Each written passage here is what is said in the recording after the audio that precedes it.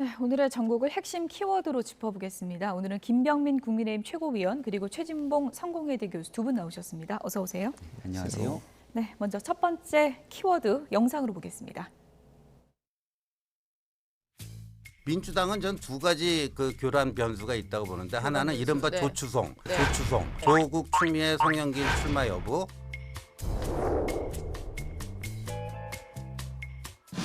전국 구용 신당이 만들어질 수밖에 없고 저 역시 이것을 심각하게 고민하고 있다는 말씀을 드리겠습니다. 이준석 대표의 당도 반윤 연대로 끌어들여서 이 정말 무도한 윤석열 이 검찰 독재 정권을 빨리 종식시키는 게 이 국가를 위한 길이다. 조국 전 장관하고도 함께 할 수 있습니까? 모든 가능성을 열어놓고 고민하고 있습니다. 출마 안 하십니까? 저희 가족 전체가 이제 도륙이 났다라고 생각합니다. 비법률적 방식으로 저의 명예를 회복하는 길을 찾아야 되지 않나. 하실 수도 있다는 얘기네요. 거기까지 얘기하실까요? 네, 그렇게 하시죠. 자, 그러면 우리 추 장관님은 앞으로 어떻게 행보가 좀 궁금합니다. 이 인간 안보가 파괴돼서 예. 더 이상 그 회복 탄력성, 회복력을 완전히 잃어버리기 전에 네. 뭔가를 해야 되겠다. 우리 민주 시민의 승리를 위해서 네. 헌신하겠다. 그런 각오의 말씀만 오늘 드리도록 하겠습니다.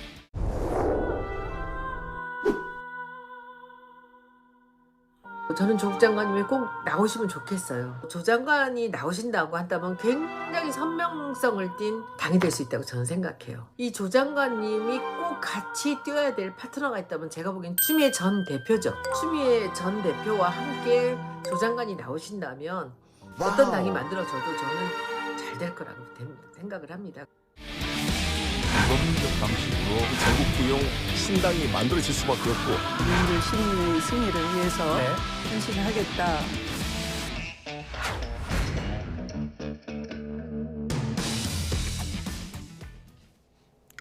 네, 이번 총선 앞두고 하나의 신조어가 만들어졌죠. 조추송, 조국 추미애 송영길.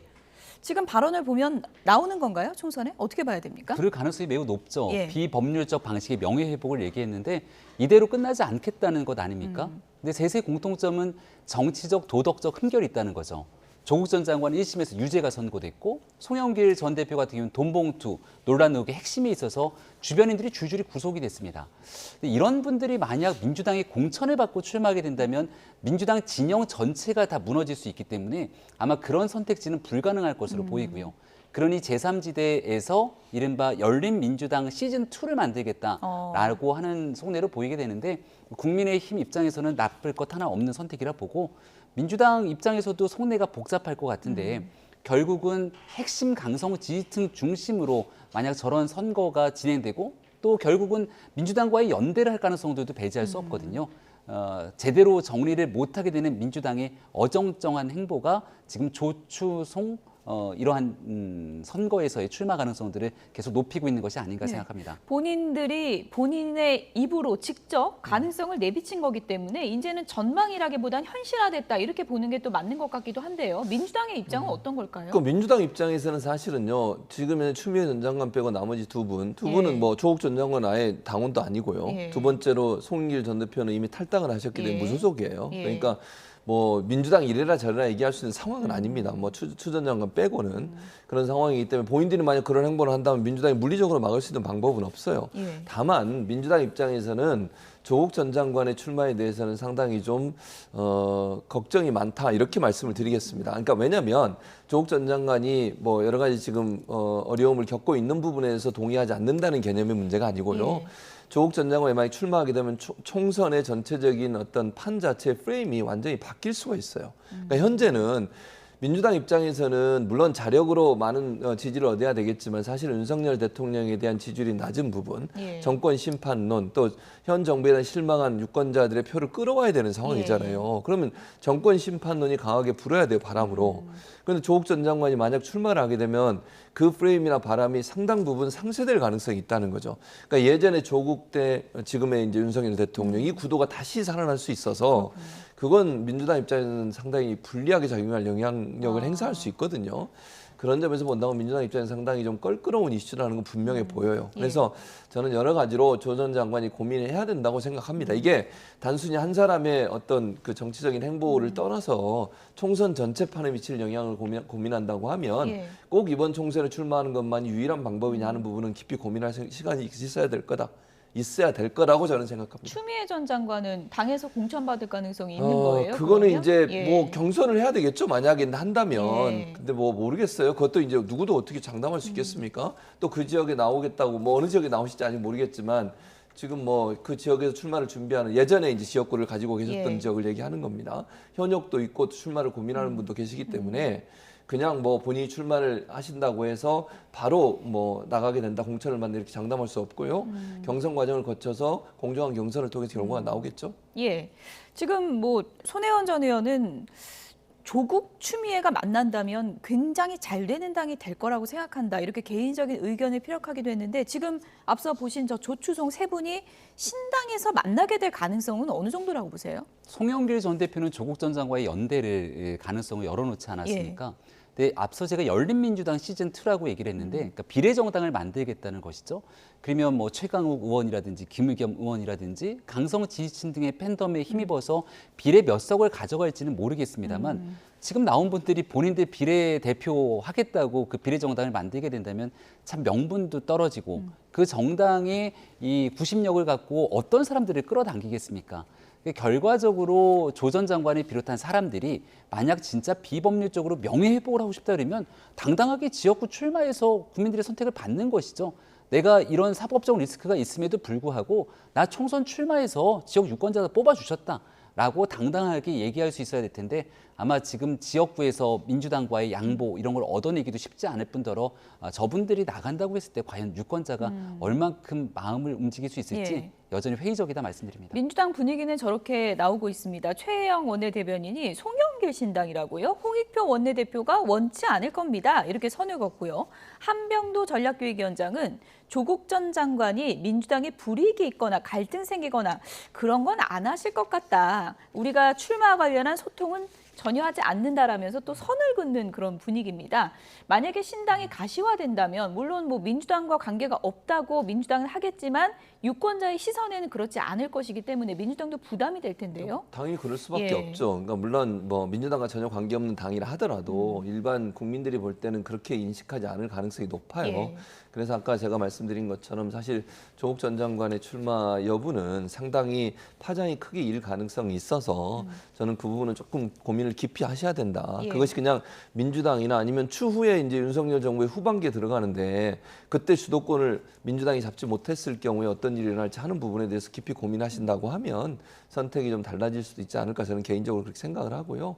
송길 이제 전 대표도 뭐 시사는 했습니다만 그게 실현될지는 잘 모르겠어요. 저는 좀 지켜봐야 한다고 생각합니다. 만약의 경우에 조국 전 장관이 그걸 선택하지 않고 안 하겠다고 얘기를 하시거나 이랬을 경우에 그럼 혼자서 해야 되는 상황이 될 수도 있잖아요. 또 추미애 전 장관은 현재 민주당이 소속인데 또 나가서 다른 당을 한다는 것도 본인하고 좀 맞지 않다고 저는 생각해요. 또 전직 대표, 물론 송영길 전 대표 대표를 하셨지만 전직 대표시고 이런 분이 당을 나가서 다른 당이 신당을 만들어서 나간다고 하는 것도 본인의 선택지에는 저는 개인적으로 없을 거라고 생각해요. 뭐 차라리 민주당에서 다시 도전을 하겠다면 모르겠습니다. 물론 그것도 전제 조건은 저는 개인적으로 조금 의미 있는 지역으로 갔으면 좋겠다는 개인적인 생각은 있어요. 물론 그것도 이제 추미애 전 장관의 선택이긴 하지만 그러니까 기존에 있던 지역구 같은 경우 이미 아까 말씀한 현직도 있고 또 고민정 의원 지역구잖아요. 그렇죠. 그리고 이제 또 출마하려고 준비하는 분도 있어요. 그래서 거기에 또 가는 것은 약간 좀 그렇고 제 생각에 소위 험지라고 하든지 아니면 좀 의미 있는 지역구, 좀 경쟁이 치열한 지역구 이런 부분으로 갈 가능성 저는 그 가능성은 남아 있다고 봐요. 그건 민주당 입장에서 부담이 덜 돼요. 그러면. 그래서 그런 방법으로 문제를 해결하는 것이 전체적으로 민주당에도 도움이 되는 상황이 아닐까 이렇게 생각합니다. 송영길 전 대표는 얘기 들어보니까 그 신당에 대한 그 지금 빅픽처를 그리고 있다는 생각이 드는데 이준석 전 대표도 함께 할 수 있다고 그랬거든요. 이준석 전 대표가 손을 잡을 가능성이 있다고 보십니까? 그러니까 송영길 전 대표 시절에 이준석 전 대표랑 굉장히 가까이 지냈던 과거들이 있긴 합니다. 근데 지금 와서 송영길 전 대표가 돈봉투 의혹에 한복판에 서 있게 되는데 이 전 대표가 그 손을 잡게 된다면 이 전 대표가 꿈꾸는 정치가 무엇인지에 대해서 굉장히 당혹스러울 수밖에 없겠죠. 그러니까 이런 얘기를 할 정도로 송영길 전 대표가 굉장히 위급한 상황에 놓여져 있는 것은 아닌가 생각을 합니다.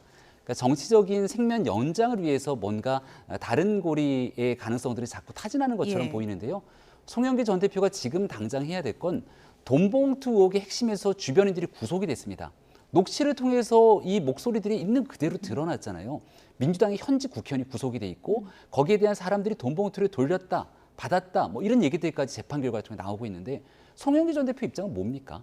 여기에 대해서 모든 것들을 검찰의 정치 탄압이고 공작이라고 이런 음모론적 얘기를 할 것이 아니라 돈봉투 사건에 관련된 본인이 총괄적인 책임자로서 그 일을 매듭 짓고 난 다음 이준석 전 대표랑 함께 하든 본인 스스로가 신당을 창당하든 그 다음 메시지를 내는 것이 그래도 당시 있었던 일당의 대표를 지낸 사람으로서의 정치적인 책임감이라고 생각합니다. 네, 진짜 이준석 전 대표 같이 하게 되면 뭐 보수 진영, 진보 진영 진짜 대통합이 되는 건데 그런 제3지대가 현실화될지는 좀 미지수인 것 같고요. 송영길 전 대표가 최근에 존재감을 키우기 위해서 여러 얘기들을 하고 있는데 한동훈 장관을 향한 원색적인 비난도 이어가고 있습니다. 어떤 얘기가 나오고 있는지 들어보겠습니다.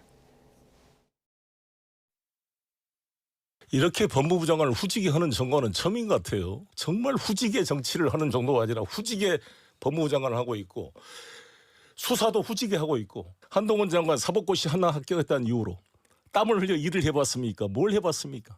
한동훈 장관이 나보다 나이가 10살이 더 어린데 네. 검사를 하셔가지고 재산이 43억이고 살고 계십니다. 나는 돈이 부족해서 서울에 아파트를 얻지 못하고 연립주택 5층에 지금 4억 3천만 원 전세 아파트 살고 있습니다. 네, 어디 사는지까지 언론에서 말씀하셔서 저희가 좀 삐 처리를 하긴 했는데 어쨌든 이런 원색적인 비난을 이어가면서 존재감을 좀 키우고 있는 이런 상황에서 민주당에서는 썩 달갑지도 않을 것 같거든요. 왜냐하면 공개적인 장소에서 발언을 할 때는 조금 주의할 필요가 있다는 생각이 있어요. 그러니까 예. 송 전 대표의 마음은 충분히 이해하고 또 한동훈 장관에서 비판적인 입장을 보이는 건 저는 동의합니다. 한동훈 장관의 태도나 이런 걸로 보면 다만 그걸 표현하는 방식에 있어서는 너무 거친 언어를 사용하는 것은 원래 비판하려고 하는 목적과 어떤 내용을 자꾸 희석시킬 수 있어요. 그래서 저는 그건 조금 주의할 필요가 있다. 그러니까 언어 사용은 그럼 뭐 다른 언어로도 충분히 비판할 수 있잖아요. 그러니까 장관이 장관답지 못하다든지 뭐 아니면 장관이 정책을 추진하는 관해서 이런 문제가 있다고 하는 부분을 지적하는 것 자체가 잘못됐다고 보지 않거든요.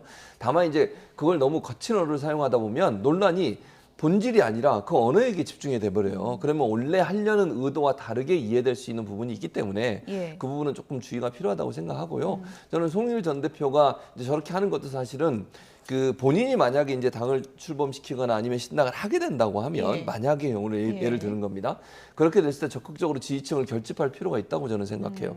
그래야만 본인이 어떻든 네. 유의미한 성과를 내지 않겠습니까? 예. 그런 점에서도 일정 부분 좀 강한 메시지를 내서 지지층을 좀 더 결집하려는 그런 목적도 일정 부분 있지 않나 이렇게 생각합니다. 네, 지금 말씀하신 것처럼 송영길 전 대표 같은 경우 이제 신당 뭐 만드는 게 좀 구체화되면 아무래도 좀 존재감도 키우고 지지층도 결집하기 위해서 발언 수위가 좀 더 세질 가능성이 높은데 이렇게 되다 보니까 뭐 송영길 리스크가 되는 거 아니냐 이런 얘기도 있더라고요. 네, 누가 뭐래도 송영길 전 대표는 민주당의 당대표를 지낸 인사입니다.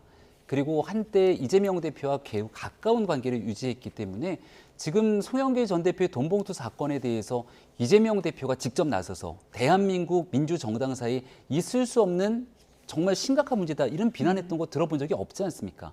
민주당에 있는 의원들도 검찰에 대한 비난들을 하지 여기에 대한 자성 어린 고백이라든지 또 문제제기를 통해서 새롭게 거듭나기 위한 노력들은 안 하고 있거든요. 애당초 송영길 전 대표가 처음 그 파리에서 대한민국으로 들어왔을 때 또 무소속으로 본인이 당을 던지고 나갔을 때도 오히려 송영길 전 대표를 비호하는 정치인들의 목소리가 커서 이게 정말 제대로 된 출당이 맞냐라는 얘기들까지 나왔던 상황들이 있습니다.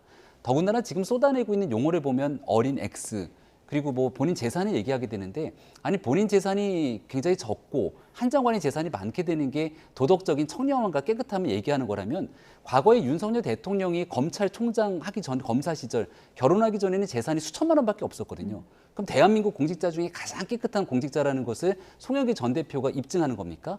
그러니까 본인 스스로 하고 있는 말이 도대체 논리적인 개연성을 어디도 찾기가 어렵다는 건 그만큼 돈봉투 사건에 대해서 심리적인 압박이 강한 것을 정치적인 다른 방식으로 표출하고 있다고밖에 해석하기 어려울 것 같습니다. 어쨌든 뭐 조추송 등판이 현실화되면서 민주당의 속내가 복잡할 것 같은데요.